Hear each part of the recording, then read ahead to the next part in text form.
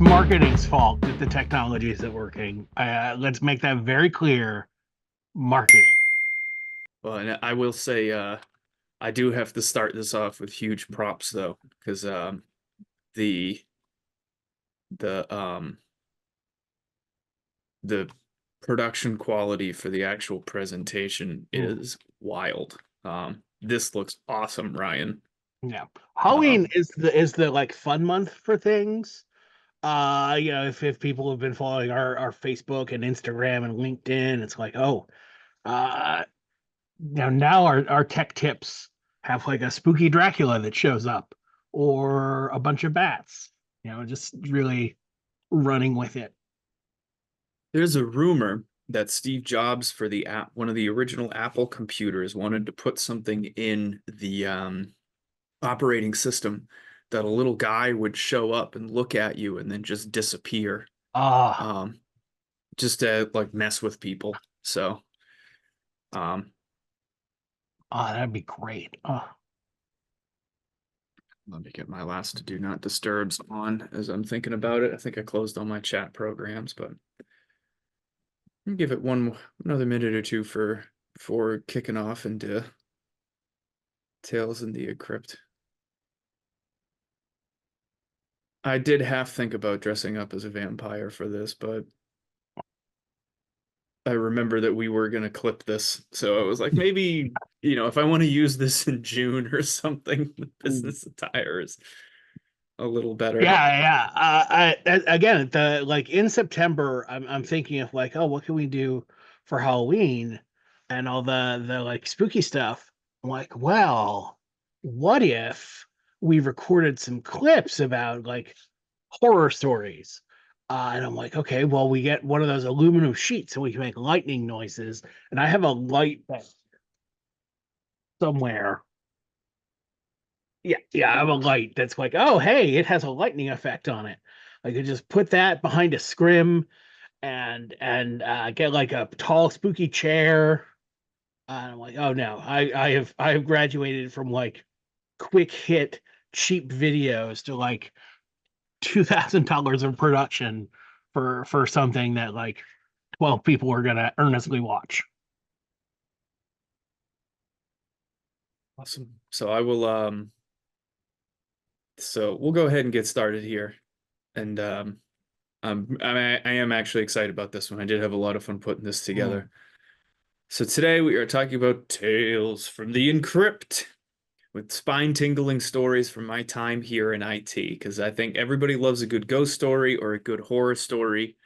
And IT is, I think every industry has them, but definitely my industry seems to have a ton of them for terrible things that have happened to companies that have wide-ranging consequences and can really ruin someone's day. So getting into it, each one of these stories is true. Each one of these is a story that I've experienced firsthand and worked through directly. I think the news has tons of major data breaches, nationwide ransomware attacks. We hear about, the Equifax breach or, the pipeline disaster or CrowdStrike most recently. And those do affect a lot of people and they affect a lot of people in their day-to-day lives. But one of the largest things I hear when talking to small businesses is, "Oh, it's not going to happen to me. Not something I have to worry about." And it's patently not true because it does happen. And I really wanted to kind of tell some of the stories of what I've seen for other businesses, like a lot of the folks who are in the audience. And I have changed the name industry in enough identifying details about it to protect the privacy of the people we've worked with. So um, I want to give a huge kudos to Ryan for taking a look at it, for trying to changing a lot of the industry names, and also some huge kudos for the design of the presentation as well. It looks fantastic. It looks way better than the original slides I came up with. So I really want to highlight, thank you, Ryan, for the presentation quality. But I cannot stress enough that names are changed to protect the innocent. And much like a lot of ghost stories and horror stories, there's a moral. There's some type of lesson that's within there. Don't let a stranger in, lock your doors at night. Sewer clowns aren't trustworthy. Um, and really, for each of these incidents, some of them could have been avoided with certain good practices that are there. And people make mistakes. It does happen, but sometimes just being vigilant about the enemy at the gates, or keeping up with making sure things should be put together is really important. And again, I cannot stress that the details are changed for privacy and confidentiality, but each story's true, and I have not embellished them either. I guess, for lack of a better term, the breadth of destruction is real in each one. I haven't inflated any numbers. Um, None of the numbers or effects or anything like that would be particularly unique, because for each story I have about this, for something I've worked with, I could, ping any of my other partners in the industry to say, hey, have you seen something like this? And they'd go, yeah, I've had that story before. So let's get into it. So our first scary story is a lock without a key. So a rug merchant with many strange collections was set up in a home office where the server hosting his data in the email system lived in the basement of his home. So since this was a family business, the owner's son handled all of his IT for him. This was a very established rug merchant, um, been in business a very long time, and his son, took care of things for him, and pretty standard arrangement for most family issues. But the son died tragically young. So that actual story goes that the rug merchant came home one day and found him just dead, face down on the floor. Um, that is a true horror story, and I could not imagine um, losing your child that way. And frankly, the IT portion is small potatoes compared to having to bury a child. But something that really affected this man and this rug merchant for being able to go through um, is passwords to get into the server that held all his data and email died with the son. So we couldn't get emails because the server crashed, and there was no notes, no file as to, hey, how should things be set up. Um, so we did an emergency email migration to Microsoft 365. We got them moved over. We were able to get the email data out of some local Outlook profiles. A little audio verite from my own hound of hell, Delilah.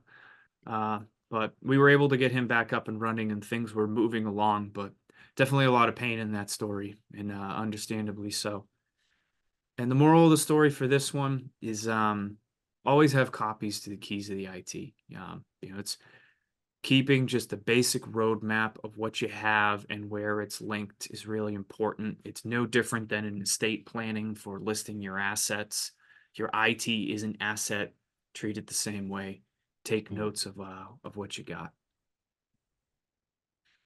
The next one is Ghosts in the Machine. This is a fun one. So an abandoned amusement park ran their company database for how all the rides operated on a server in their office. Um, they had numerous remote employees, and the employees would use RDP to get on the server in the office in order to get their work done. There's people out in the field selling tickets to this amusement park, and in order to update the ticket database, they would connect to this server in the office and um, make the updates and sales notes there. So this happened a while ago. This is something that happened when I was first in IT, is that before multi-factor authentication was commonly deployed, you would leave the RDP port open to the outside world for remote access, and then you would depend on the user's password strength to make sure that employees had remote access. So this was again years ago, and by years ago I mean well over 8 years ago. That you'd make sure that the username password combination, a little bit of security by obfuscation was kind of what you had there. So all you had to do is get the username and password and you'd be able to get on the server. But there's a ghost in the machine. The printer company had created a scan user with a common password across all their clients. So, the big multifunction printer that's at this amusement park, it goes in there. People need to scan the suggestion box and be able to get those files in. And in order to get that set up, the printer company made a user called Scan and gave it a basic password. And I guess they use this password in a lot of places. So an attacker had stolen that Scan user and was able to connect. And it looked like they had an automated system that, upon connecting, deployed ransomware right away.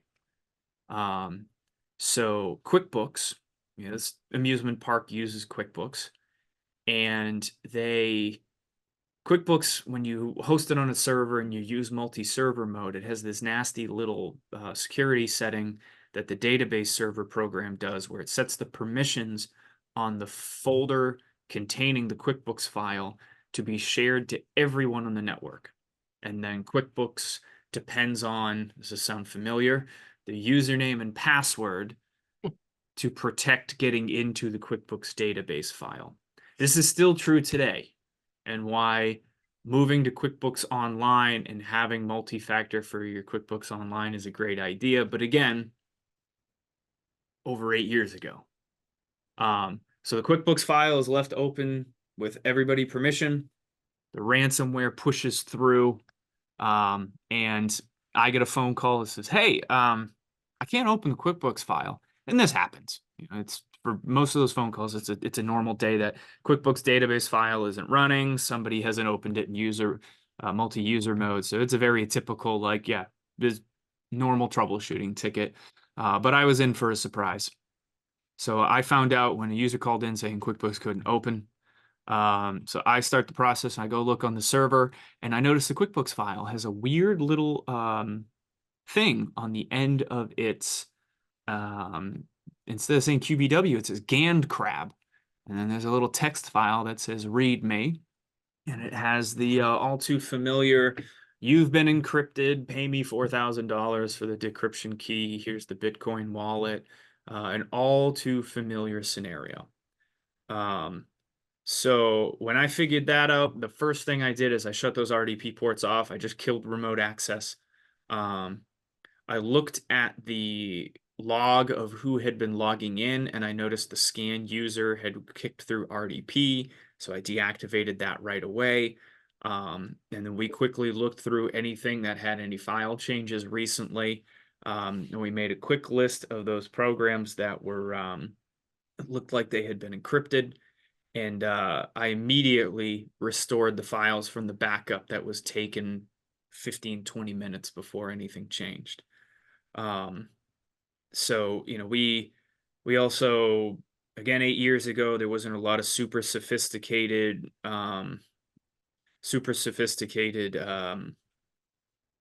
threat protection platforms at that point. But we had our network operations center take a look at the server for any type of, hey, are there any other ports calling back? We took a look at the firewall for, we shut a lot of things off on the firewall right away just to kill anything that was going off site.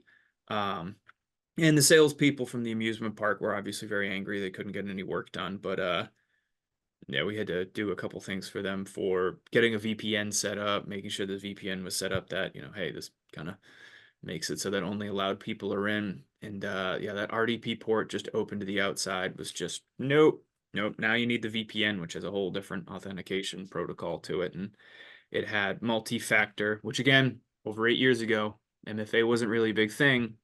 That the VPN had a shared secret. The shared secret is this god-awful, super long key. And the idea is that it's very unlikely somebody was going to steal that. But the moral of the story for this horror story of, luckily it has a happy ending that we were able to get the stuff restored from backup. And in those days of ransomware, there wasn't there wasn't a lot of footholds creeping around, lurking around. That the big one is that any type of remote access, you need MFA. Make sure that there's something that somebody can't just sit there and guess a username and password, because brute force will solve that problem at given enough time. The next one did not happen that long ago. So Lurker in the Dark, this is a similar story, but this one happened post-COVID. So very similar story to some of the ones so far. A haunted doll manufacturer. Ryan, you picked great company Yeah. types. These are Don't ask me to explain why an abandoned amusement park needs a server, but like, the good news is you guys have no idea who that is, and yeah. that's what matters. So this haunted doll manufacturer, it's tale as old as time. There's a server in their office that handles the database and the email, and it chills in the basement. There is a little bit of a theme there, but all things withstanding. So this one was set up with an IT professional who's very close to retirement. In fact, he already had one foot out the door, literally, in that he'd gone south for the winter. He went for warmer weather in the late fall, early winter timeframe. So we were talking with this company for transitioning because this previous IT professional had, he'd expressed that he was looking to retire. He was starting the process. He was encouraging clients to go speak with other people. So we were already speaking with this client, and they were just, oh, it's not a priority. It's not something we need to do right now. We'll think about it. We'll think about it. So it's a lot of thinking about it, not a lot of doing. But since this was post-COVID, a lot of staff would work from home on their home computers and would use a VPN to connect to the office to get their email and to get, working with their database for how many haunted dolls they had sold that day. And the VPN was woefully out of date. And I don't like knocking previous IT providers because you don't know what type of relationship they had with the client, that it could be that they've had multiple meetings and said, hey, this is out of date and I need $5,000 to fix this. And the client goes, it ain't worth $5,000. It's working. I don't care if it's out of date. Hey, there's a problem with this. We should fix this and upgrade this. No, I don't want to pay for the upgrade. Most of the time, if something doesn't get done in the IT world, it's usually not incompetence. It's usually not negligence. It's usually that like most things in life, unfortunately, it usually comes down to money, or kind of as a proxy to it, not truly understanding the value of investing in making sure that your IT assets work when you think they are. So the VPN is woefully out of date, hadn't been updated for well over a decade for the type, and the backups were kept on a USB drive to the computer, pretty classic old backup type. It's USB plugged in, make a backup copy, goes to that USB, really only meant for if the hardware crapped out and that, hey, you could restore from the USB to a new server. So what happened is that a few home computers were compromised. And since this is post-COVID, this is a much more sophisticated attacker where they get into a few home computers and they start looking at what type of information is on this computer. And if they get a home user, it might not be worth a lot of money to them. Sure, you could sell a few username and passwords for a couple $100, but these gangs need to make thousands. So what they figured out was that,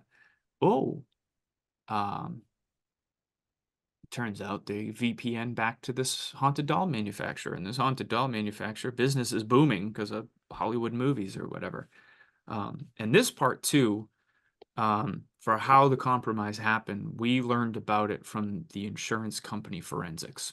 So you can kind of see where this is going a little bit, but yeah, we were told by the insurance company where they brought in a big bad forensics team about how this happened. So this wasn't our own figuring out, look at a few login logs and see how the hell did somebody get in. So continuing on, the attackers had been on the server for over 100 days. So they had gotten through the home computers, gotten into the server, and they had sat there and watched over the course of a few months to see what this person did, how their sales worked, how much money was changing hands. Um, and when the time was right, where they figured out that IT professionals not really answering a lot of emails because they were watching the email system, um, that sales are starting to pick up, they deploy the ransomware to say, all right, now's the time. Let's hit them where it really hurts.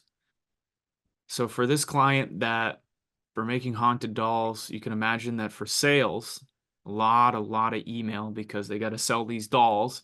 And it's a very niche market for these dolls. So they have to do a lot of activity to get these dolls out on the market. Um, their database for orders is all locked up. Email came to a screeching halt.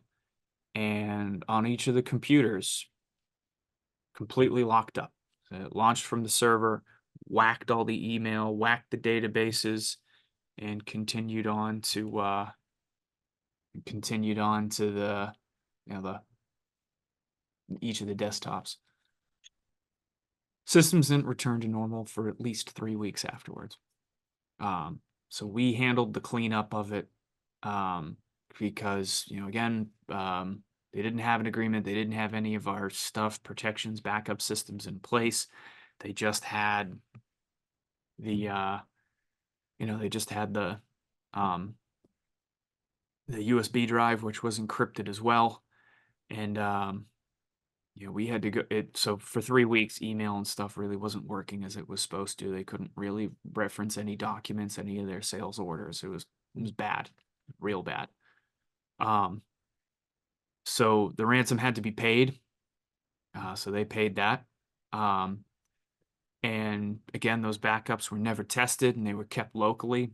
We had to come in for the cleanup, and their cost between, and now the insurance company tossed a few bucks towards it, which was good. But between the ransom, paying for the cleanup, and other pieces, it was as much as an employee's yearly salary at this manufacturer. So it was a full FTE due all at once because that's ransomware gangs don't put you on payment plans. And even for us, it was, hey, there's a lot of effort going into cleaning this up. So it was really bad. So I could rehash the story for, hey, make sure your VPNs and your remote access has multi-factor because, the Ghost in the Machine, that one was before MFA was easily enabled, but this one was post-COVID when MFA was easily deployable. So it was a big question. So really the moral of the story in this case, because obviously in Ghost in the Machine, we were able to get them back with the backup. And obviously this is before we were really working with them. The moral of the story is keep the backups off-site and disconnected. So when you have backups, you want to make sure that if something like this does happen, you can copy something over. And I'll also beat to death the MFA is really important. But what if you do keep your stuff off-site? What if you use something like Dropbox? And so in this one for Dropbox of the Damned, titles are great. We have a taxidermy studio. Had heeded the advice, and this one was pre-COVID. So I know I'm jumping around in timelines here, but a lot of this is to kind of serve the morals of the story, have a little bit of flow to the stories that we have here that they did pay attention to the idea of, hey, let's have stuff off-site. And they kept their stuff in Dropbox. They figured, hey, it's in the cloud. You can work with the files. We can get access to where we need them to. And that this offsite sync program is a sufficient backup. I can say right away that for backups, a backup is a backup. A sync program is just for that the data is available and doesn't depend on any hardware. A backup has that nice, clean disconnect, especially in a cloud backup, that if you do something in the sync program, it doesn't affect the backup. So you can kind of see where this is going. So one day, at this poor taxidermy studio, a staff member clicked on a link in an email from a trusted vendor. So they get an email. This employee is sufficiently suspicious, had good practices, but the email came from Classic story. Somebody that they knew and trusted, something that they were expecting. So it wasn't a, oh, that's weird. Why did I get a Dropbox link for from Rory? And there's nothing I've needed to do for Rory here. So they click on the link in the email.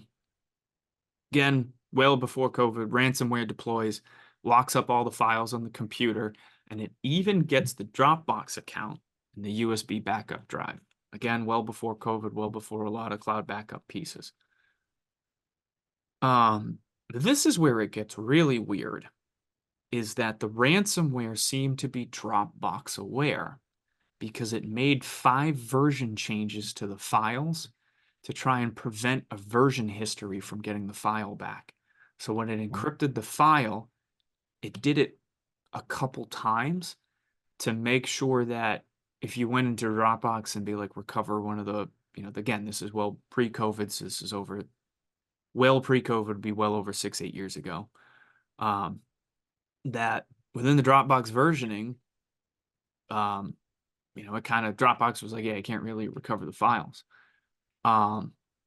So we go through a cleanup of the machines. We had to wipe and rebuild their machines. And while we were wiping and rebuilding the machines, we're obviously reaching out to Dropbox support for seeing what we could get back from them.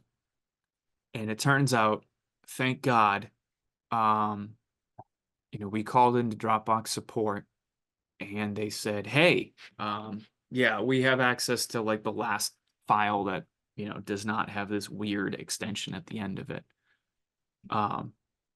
So we were able to get those files back, but it was just one of those, some people think that just because something's in OneDrive, in Google Drive, in Dropbox, in Box.com, that is the backup. No, it's a cloud platform. You need to make sure that if something happens in the cloud platform, how do you get files back from it? And this was a crazy one, especially since the ransomware was Dropbox aware and knew to screw up the versioning in order to get it. So that was a fun one. Fatal upgrade. So this is one that we had to deal with directly, and was a very bad day for us. So this one was for a bunch of different clients. This is actually about something we had to fix directly. So back in 2017, very early in my career, Microsoft releases a security update in patches that deletes Ethernet drivers from Dell computers. Just straight up deletes them. And we have a lot of Dell computers, a lot of folks that use Dell computers out there, and they're connected with an Ethernet connection in the back. And all of a sudden, I had over 100 computers from Boston to the Cape just offline, and there was no way to fix it remotely because the thing that connected it to the internet, the computer, said that device didn't exist because the driver was deleted. So we had to drive to each client site, take a USB drive with a couple of the drivers loaded on it, and install it one by one to those 100 computers.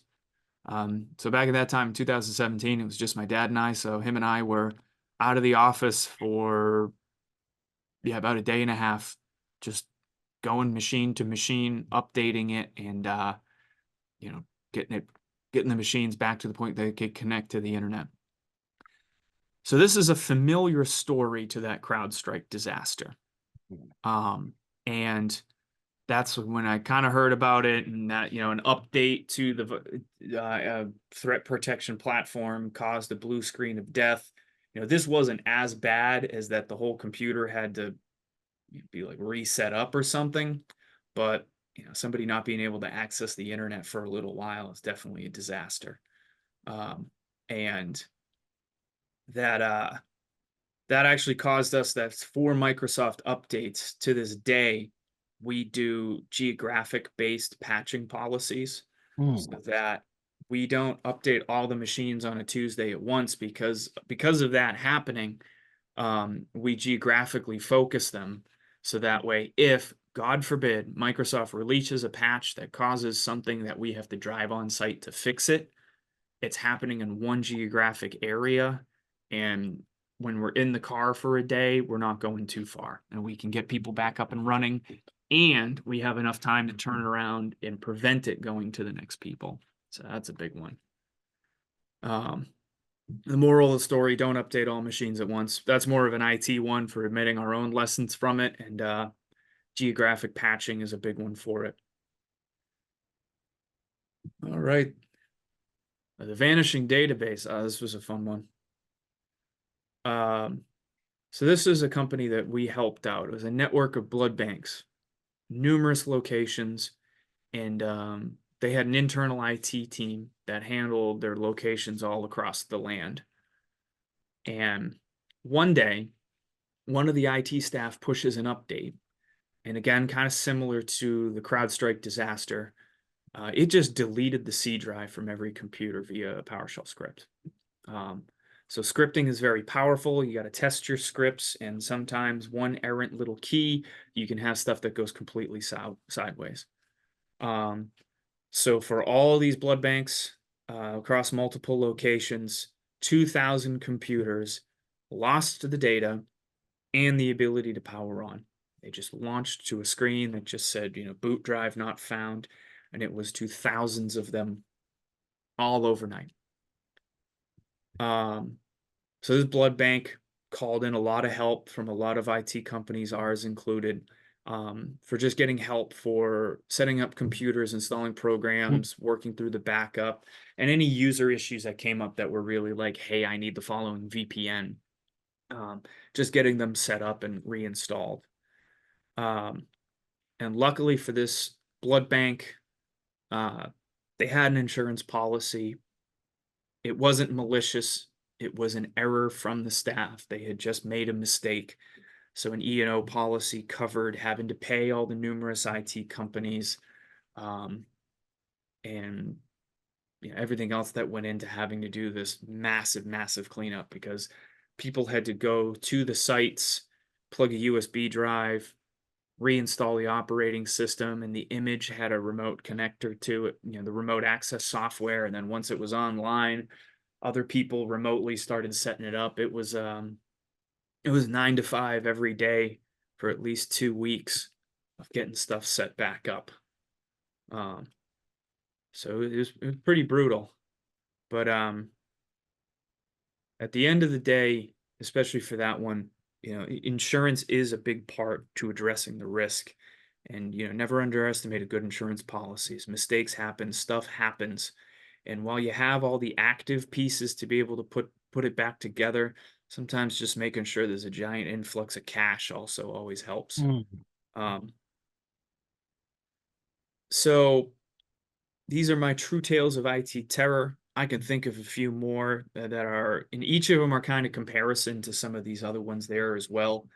And some stories are combinations of some of the stories are combinations of other stories. I mean, I know of one for a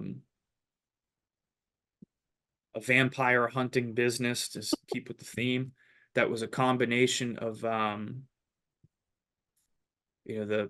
somebody suddenly becoming unavailable, and all the information about how stuff was set up left with that person. And then not too long before, there was a ghost in the machine where ransomware had deployed and they had limped the backup. And while the first person left, another person came in and joined the vampire hunting firm, a new Van Helsing. And that new Van Helsing came over and set up the what they were working on for trying to get stuff together. And then that Van Helsing decided that the vampires were too scary to slay, and that Van Helsing left, and Alucard, a new one, showed up and kind of started getting to work, resetting it up, figuring out how the knee bone was connected to the hip bone, and we kind of provided vampire scouting for them while that was all going on. We think we see something over here, we think we see something over here. So that one is a little bit of a combination of Ghost in the Machine and being locked out. But if anybody has any other IT horror stories, I'd love to hear them. Just because I think stories really help get points across. I think humans are really well built for understanding complex things within a story and people do a great job being able to put themselves in the shoes of the hero of the story, or in these cases, the victim. But also, if you'd like this to never happen to you, pop on our website, systemsport.com, fill out a get in touch with us. Be more than happy to set up some time to chat. And that's really about it. Thanks everybody for coming out. Are there any questions from the audience?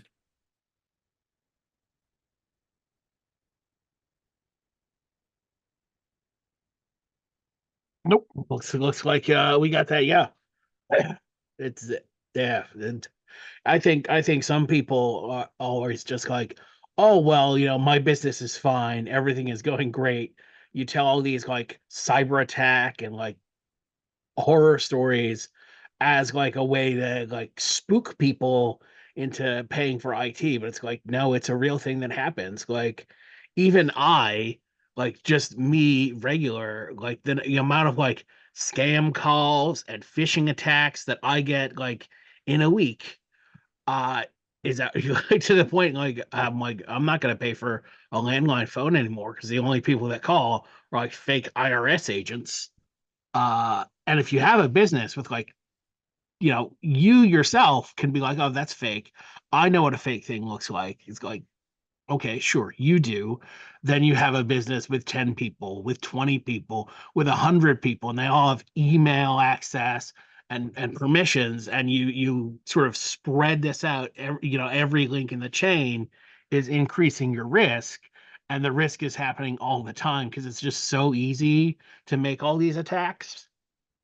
Yeah, it's sort of an if, not a when. Well, I mean, it is rather it's a when, not an if. Yeah, Um, right. but Words. it's yeah, I don't know. We're technology people. We're not English majors. Uh, but I mean, you're 100% right, and especially to the point of as the staff grows, because in the scenarios where some, there's a monster in the dark, the monster just has to be right once, and Mm, we have to be right every time. Um, and I mean, the other piece to it too is just tragedy happens. That's not necessarily a monster lurking in the dark trying to do damage. Yeah, that stuff is out there, and it's not going to say there aren't wolves mm. in the woods, but overwhelmingly, um, sometimes just knowing how stuff is set up and all of a sudden that resource isn't available is just as bad, because that first story we told where the owner's son passes away, that very easily could have been a ransomware event too. I mean, at the core problem is just the stuff that you need to get access to, you can't get access to, and that's where the bad stuff happens. So, All right. Well, thanks for taking the time to share this with us, and thanks everyone who stopped to tune in. And hope you guys, everyone has a sort of happy Halloween.